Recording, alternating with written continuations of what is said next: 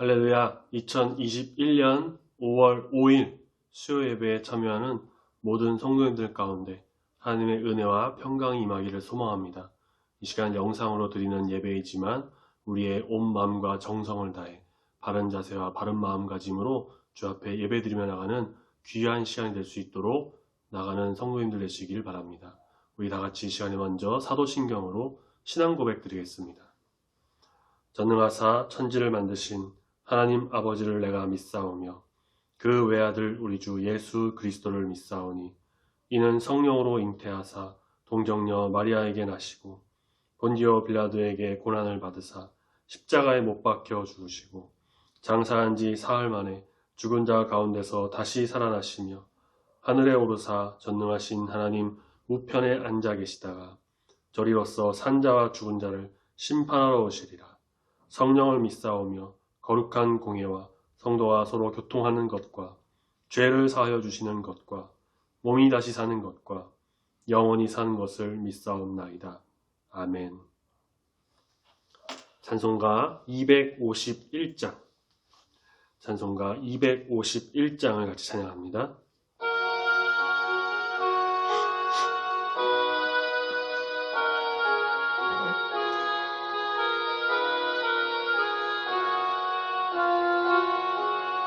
놀랍다 주님의 그 은혜 우리의 죄를 속하시려 갈보리 십자가 위에서 어린 양 보혈을 흘렸네. 주의 우리의 죄를 다 씻었네. 주의 은혜 우리의 죄를 다 씻었네. 죄악은 성난 파도같이 우리 영혼을 위협하나 헤아릴 수 없는 주은혜 십자가에서 보이셨네. 주의 은혜 우리의 죄를 다 씻었네. 주의 은혜 우리의 죄를 다 씻었네. 죄악에 물든 영혼들을 주께서 피로 씻으시네. 지금도 흐르는 그 피에 눈보다 더 이게 씻으라. 주의 은혜 우리의 죄를 다 씻었네. 주의 은혜 우리의 죄를 다 씻었네. 피할 수 없는 그 은혜를 믿는 자에게 거저주네. 형제여 주 앞에 나와서 더 지체 말고 곧 받으라. 주의 은혜 우리의 죄를 다 씻었네. 주의 은혜 우리의 죄를 다 씻었네. 아멘. 오늘 같이 묵상하며 함께 보실 말씀은 시편 39편 말씀입니다. 시편 39편 영상을 보는 성도님들께서도 꼭 성경을 찾으셔서 같은 목소리로 함께 읽도록 하겠습니다. 시편 39편 우리 1절부터 마지막 13절까지 같이 읽도록 하겠습니다. 내가 말하기를 나의 행위를 조심하여 내 혀로 범죄하지 아니하리니 악인이 내 앞에 있을 때에 내가 내 입에 재갈을 먹이리라 하였도다. 내가 잠잠하여 선한 말도 하지 아니하니 나의 근심이 더 심하도다. 내 마음이 내 속에서 뜨거워서 작은 소리로 읊조릴 때에 불이 붙으니 나의 혀로 말하기를 여호와여 나의 종말과 연한이 언제까지인지 알게 하사 내가 나의 연약함을 알게 하소서. 주께서 나의 날을 한 뼘 길이만큼 되게 하시매 나의 일생이 주 앞에는 없는 것 같사오니 사람은 그가 든든히 서 있는 때에도 진실로 모두가 허사뿐이니이다. 진실로 각 사람은 그림자같이 다니고 헛된 일로 소란하며 재물을 쌓으나 누가 거둘든지 알지 못하나이다. 주여 이제 내가 무엇을 바라리요 나의 소망은 주께 있나이다. 나를 모든 죄에서 건지시며 우매한 자에게서 욕을 당하지 아니하게 하소서. 내가 잠잠하고 입을 열지 아니함은 주께서 이를 행하신 까닭이니이다. 주의 징벌을 나에게서 옮기소서. 주의 손이 치심으로 내가 쇠망하였나이다. 주께서 죄악을 책망하사 사람을 징계하실 때에 그 영화를 좀먹음 같이 소멸하게 하시니 참으로 인생이란 모두 헛될 뿐이니이다. 여호와여 나의 기도를 들으시며 나의 부르짖음에 귀를 기울이소서. 내가 눈물을 흘릴 때에 잠잠하지 마옵소서. 나는 주와 함께 있는 나그네이며 나의 모든 조상들처럼 떠도나이다. 주는 나를 용서하사 내가 떠나 없어지기 전에 나의 건강을 회복시키소서. 아멘. 우리 시간에 읽은 시편 39편의 말씀을 눈을 감고 조용히 묵상하며 잠시 동안 기도하도록 하겠습니다.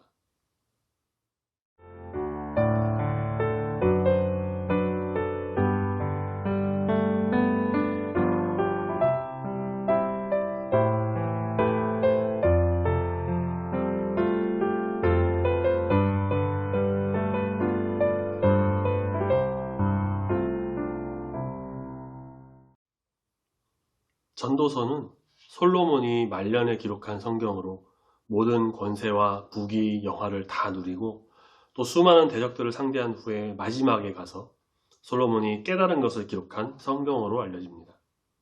솔로몬은 세상의 모든 것을 다 가졌다고 해도 과언이 아닐 정도로 그런 막대한 부와 명예를, 권력을 지냈었는데 하지만 결국 마지막에는 아무것도 남는 것이 없다며 모든 것이 헛되고 헛되다고 고백합니다. 그래서 전도서 말씀을 자칫 잘못 이해하면 우리가 허무주의에 빠질 수가 있습니다. 어차피 이 세상에 사는 것 아무것도 남지 않고 어차피 내가 가진 것 다 없어질 텐데 결국 마지막에 남는 것은 허무한 마음뿐인데 이렇게 내가 살아서 뭐하나 라고 하면서 허무주의에 빠지는 것인데 하지만 이것은 전도서의 말씀을 제대로 이해하지 못한 것이고 전도서의 말씀을 확실하게 이해하려면 그 앞에 한 가지 전제가 붙어야 합니다. 바로 하나님 없는 삶은 헛되고 헛된 삶이다.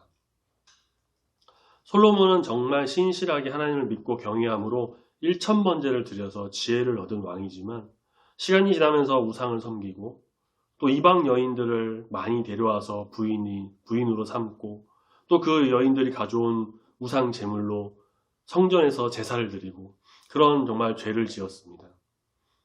그렇게 하나님 없이 하나님과 가까이 하지 않고 이것저것 다 누렸는데 마지막에 와서 생각해보니 결국 하나님 없이는 아무것도 아닌 것이고 헛되고 헛된 삶이다. 하나님 없는 삶은 헛되다라고 고백을 합니다. 그의 아버지 다윗도 이와 좀 비슷한 생각을 했던 것으로 보입니다. 다윗은 정말 풍파가 많은 삶을 살았는데 그 안에서 항상 살아 역사하시는 그 하나님의 도우심을 경험했던 사람입니다. 다윗은 승승장구하며 적들을 물리쳤습니다. 누구보다 지혜롭고 신실하던 때도 있었습니다. 그러나 우리아를 죽이고 그의 아내 밧세바를 탐하고 빼앗고 그렇게 간음을 저지르는 등 죄를 지었을 때, 그래서 죄악의 나락으로 떨어지는 것도, 그래서 모든 것이 허사가 되었을 때, 그때 다윗은 비로소 깨닫게 됩니다. 그 순간이 한낱 입김에 지나지 않는다라는 것을 말이죠. 우리가 전도서에 헛되고 헛되다라고 하는 이 헛되다라는 표현이 히브리어로 했을 때 같은 어원이 있는데, 그 어원이 무엇이냐, 바로 우리가 입을 후 불었을 때 나오는 입김, 바로 사라지고 말죠. 그렇게 바로 사라지고 마는 그 입김과 같은 게 헛되다라는 표현입니다. 사람들에게 칭찬받고 스스로를 대견하게 여기던 그 인생이 얼마나 덧없는 순간인가를 깨닫게 됩니다. 그래서 5절 말씀에 모든 것이 다 허사일 뿐이다 라고 말을 합니다. 12절 말씀 나오는 것처럼 자신은 주님과 더불어 살 수밖에 없는 그저 나그네일 뿐이다 라고 하며 그것을 이제 나중에서야 깨닫게 되는 것이죠. 다윗은 참고 또 참았습니다. 1절에 고백하는 것처럼 자신의 행위도 조심하고 혀로 범죄하지 않으려고, 심지어 입에 재갈을 물릴 정도로 입을 다물고 굳게 다물고 참았고, 2절에 선한 말조차도 하지 않겠다고 다짐하면서 모든 것을 참고 견딥니다. 하지만 다윗도 사람인지라 그 인내심은 점점 한계를 드러내게 되고, 그의 침묵은 말할 수 없는 슬픔이 되어서 그 가운데서 더 이상 아무것도 없다라고 하는 그 허무함을 느끼게 됩니다. 아무리 자기가 잘났어도, 아무리 잘 나갔어도, 다 가지고 있다고 하더라도, 다 할 수 있다고 하더라도 결국 자신의 부족함을 느끼면서 죄인임을 고백하면서 4절 말씀에 보는 것처럼 주님 앞에서 나는 연약합니다 라고 고백을 하게 됩니다. 이것이 무엇일까요? 바로 회개인 것입니다. 자신의 연약함을 깨닫고 하나님 앞에 엎드림으로 나갈 때 비로소 진정한 회개가 나오게 됩니다. 100번 잘하다가 한 번 삐끗하면 모든 것을 망칠 수가 있다고 하죠. 아무리 내가 하나님을 믿고 과거에 정말 선하게 살았고 정말 다 착했고 신실하고 그렇게 했다 하더라도 죄로 인해 한순간에 무너질 수가 있습니다. 죄라는 것은 정말 찰나의 순간입니다.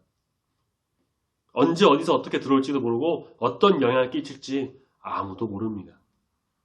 그렇기 때문에 정말 죄를 안 짓는 게 가장 좋겠지만 우리가 인간인지라 어쩔 수 없이 또 알게 모르게 죄를 짓게 되는데, 그렇다고 한다면 바로 즉각적인 회개, 철저한 회개, 마음을 다한 그 진심 어린 회개가 있어야만 합니다. 자신의 연약함을 인정하고 죄인임을 인정하고 고백하면서 하나님 앞에 무릎 꿇고 회개했던 그 다윗처럼 회개하며 나가는 우리 모든 성도님 되시기를 바랍니다. 다윗은 죄를 신실하게 고백한 후에 주님의 도우심을 간절히 구합니다. 인생에서 절망할 때, 솟아날 구멍이 없을 때 주님이라는 희망을 발견하게 됩니다. 적들이 나를 에워싼다 할지라도 주님만이 나를 붙드시고 도우셔서 피할 길을 내어주십니다. 다윗도 고백합니다. 7절 말씀, 나의 소망은 주께 있나이다. 우리가 이 말씀을 세번역 성경으로 본다면 내 희망은 오직 주님뿐입니다 라고 표현을 합니다. 주님께만 희망을 두고 주님께만 소망을 두고 기도에 응답해 달라고, 자신을 불쌍히 여겨달라고 주님의 눈길을 정말 단 한 번만이라도 자신에게 돌려주기를 간절히 바라고 있는 것입니다. 다윗은 알고 있었습니다. 10절에 주님 한 번 치시면 내가 쇠망, 그러니까 주님의 손길 한 번이면 그냥 목숨이 끊어질 정도로 망하게 된다는 것을 알고 있었어요. 그래서 더욱 자신의 죄를 철저하게 고백하며 간구합니다. 12절에 내 기도를 들으시고 부르짖음의 귀를 기울이시고 눈물의 기도를 그냥 흘려보내지 마십시오. 나는 정말 나그네 같은 자니, 그래서 내 소망과 희망은 오직 주님께만 있사오니 주님 나를 긍휼히 여겨주셔서 붙잡아 달라고 고백합니다. 우리는 우리의 모든 소망을 우리 주님께 두어야 합니다. 이 세상에 두어서는 안 됩니다. 사실 이 세상에 좋은 거 정말 많습니다. 돈, 집, 차, 스마트폰, 옷, 먹고 싶은 거 수두룩하죠. 내가 원하는 것, 내가 좋아하는 것, 내가 갖고 싶고 하고 싶은 것. 내일이 이제 오늘이 녹화는 이제 그 전날 하기 때문에 그런데 오늘이 이제 어린이날이죠. 저희 아이들도 이제 어린이다 보니까 선물을 사주러 갔는데 자기가 좋아하는 게 있습니다. 골라요, 거기 가서. 우와 하면서 고릅니다. 어린 아이들도 나이 많으신 80, 90세 되시는 분들도 내가 좋아하는 것이 세상에 널리고 널려 있습니다. 그런데 세상의 물질 속에서 그 속에서도 하나님이 없다라고 한다면 결국은 무의미한 것이 되고 허무한 것이 되고 맙니다. 우리는 세상에 눈을 돌리는 것이 아니라 나 자신을 정말 주 앞에 내려놓고 진심 어린 회개를 함으로 주 앞에 나가 정말 주님께만 소망을 두는, 세상의 물질, 세상의 좋은 것에 소망을 두고 희망을 두는 것이 아니라 우리 주님께만 소망을 두고 오직 주님만이 내 희망이시고 내 모든 것이 되십니다. 내 삶의 목적이 되십니다. 라고 고백하며 주님의 긍휼하심과 그 도우심을 간구하며 나가는 우리 모든 주의 자녀가 되어야 할 것입니다. 시편 39편 표제를 보시면요. 인도자를 따라 여두둔 형식으로 부르는 노래라고 되어 있습니다. 이 여두둔이 뭘까? 이제 사람입니다. 누굴까? 여두둔은 누굴까? 역대 상하에 보면 여두둔이란 인물이 등장합니다. 다윗이 등용했던 레위 지파 므라리 자손으로 아삽, 헤만이라는 사람과 더불어서 3대 찬양대 악사로 봉사했던 인도자였습니다. 찬양의 인도자입니다. 여두둔은 자녀들과 더불어 각종 현악기, 타악기 연주하면서 하나님을 찬양했던 사람입니다. 시편 39편 표제에 나온 이 여두둔 형식이라는 말은 어떤 음악적 형식을 말하는 것이 아니라 여두둔이라는 사람을 통해서 노래하도록 만들었다라는 것을 의미합니다. 시편에는 총 3번에 걸쳐서 여두둔 형식에 부르는 노래가 나옵니다. 역대하 35장 1절에 보면 여두둔은 훗날에 어떤 사람이 되냐? 왕의 선견자가 되어서 궁중 예언자의 한 사람으로 활동을 합니다. 이것이 무슨 말이냐? 다시 말해 하나님의 말씀과 지시를 다윗에게 알려주는 역할을 했다라는 거죠. 하나님의 말씀과 지시 속에는 분명히 죄에 대한 지적도 있었을 겁니다. 다윗이 우리아를 죽이고 밧세바를 범했을 때, 그리고 사무엘하 마지막에 인구조사를 했을 때, 그때도 선지자 나단과 같이 가서 그런 죄를 지적하죠. 이와 비슷하게 성경에 나오지 않지만 여두둔도 왕의 선견자로서 하나님의 말씀과 지시를 전했는데 그 안에는 분명히 죄에 대한 것도 있었을 것이고 회개를 촉구하는 말씀도 있었을 것입니다. 다윗은 이렇게 시편 39편처럼 자신에게 하나님의 지시를 알려주는 이 여두둔을 통해 시를 기록함으로써 자신이 죄를 지을 때마다 이 시를 통해서 어리석은 생각을 깨닫게 하고 죄를 기억나게 하시고 회개할 수 있도록 인도하시고 그래서 정말 하나님 앞에 더 철저하게 더 정말 간절하게 회개할 수 있도록 나아가게 했는, 그렇게 이 시를 여두둔의 형식으로 지었는지도 모릅니다. 죄에 대해서 아무 생각 없이 아무 감정 없이 그냥 지나가는 것으로 그냥 흘려보내는 것으로 보게 된다면 죄의식도 못 느끼게 되고 자신이 죄인이라는 생각도 하지 못하게 되어서 끊임없이 죄를 짓게 됩니다. 우리는 내가 죄인임을 인정하고 연약하다는 것을 인정하고 특별히 내가 하나님 앞에서 어떤 죄를 지었을 때는 정말 철저하게 다윗처럼 계속 시를 찬양하게 하고 그렇게 죄를 알리게 해서 내가 하나님 앞에 잘못했구나, 회개해야겠구나. 그래서 마음을 다해서 회개함으로 우리의 모든 소망을 우리 주님 앞에 두는 거룩한 자녀로서의 삶을 살아가는 우리 모두가 되어야만 할 것입니다. 사람들 앞에서 내 죄를 고백하는 것은 무척이나 어렵습니다. 우리 하나님은 그 모든 것도 다 감싸주시고 듣고 용서해 주십니다. 우리는 우리 주님을 신뢰하는 마음으로 회개하며 마음의 평안함도 얻고 또 회개했을 때 주시는 그 성령의 선물을 받아 정말 주님 안에 온전히 나가는 주의 자녀가 되어야만 할 것입니다. 우리의 모든 소망과 모든 것을 우리 주님 앞에 두고 주님만 바라보며 주와 함께 걸어나가는 우리 중부교회 모든 성도님들이 다 되시기를 소망합니다. 기도하겠습니다. 하나님 아버지 감사합니다. 죄인인 우리를 위해서 십자가에 죽기까지 하시고 모든 피를 흘려 우리의 죄를 대속하여 주시니 감사합니다. 또한 죄인인 우리가 용서를 구하며 회개할 때 그 회개의 소리를 다 들으시고 응답해 주시며 모든 것을 씻어 주시니 감사합니다.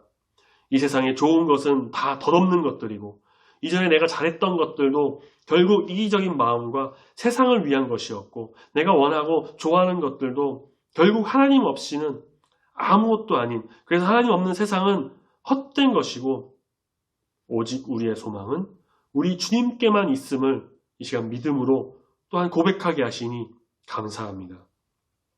죄를 아예 안 짓는 것이 더욱 좋겠지만 우리 인간인지라 어쩔 수 없이 나도 모르게 알게 모르게 죄를 짓고 살아가게 됩니다. 죄에 대해서 무감각해지고 아무렇지 않게 여기고 가볍게 생각하는 것이 아니라 하나님 앞에 죄인임을 인정하고 고백하고 철저하게 낮아지는 자세로 주 앞에 나가 회개하는 주의 자녀들이 다 되도록 주님 붙들어 인도하여 주시옵소서. 주님, 우린 연약하고 부족합니다. 주의 긍휼을 의지합니다. 오직 주님만 붙들며 십자가 바라보는 삶이 되길 소망합니다. 시편 말씀을 묵상하고 또 묵상하며 또 기도하고 회개하며 그래서 주님이 주시는 놀라운 은혜를 더 크게 경험하는 주의 성도들이 다 될 수 있도록 아버지 함께하여 주시옵소서. 주님, 5월은 가정의 달이라고 합니다. 우리가 이 달에 가정을 더욱더 생각하며 가정을 위해서 기도하며 특별히 아직 주님께로 나오지 못한 가정이 있다면 나를 통해 우리를 통해 정말 주님의 복음의 향기가 내뿜어져서 아름다운 믿음의 통로가 될 수 있도록 주님 인도하여 주시옵소서. 남은 한 주간의 삶도 붙들어 주시고 언제나 주님과 동행하며 거룩한 성도로 나아가는 주의 자녀 되길 소망합니다. 주님 함께하여 주시옵소서. 예수님의 이름으로 기도드립니다. 아멘.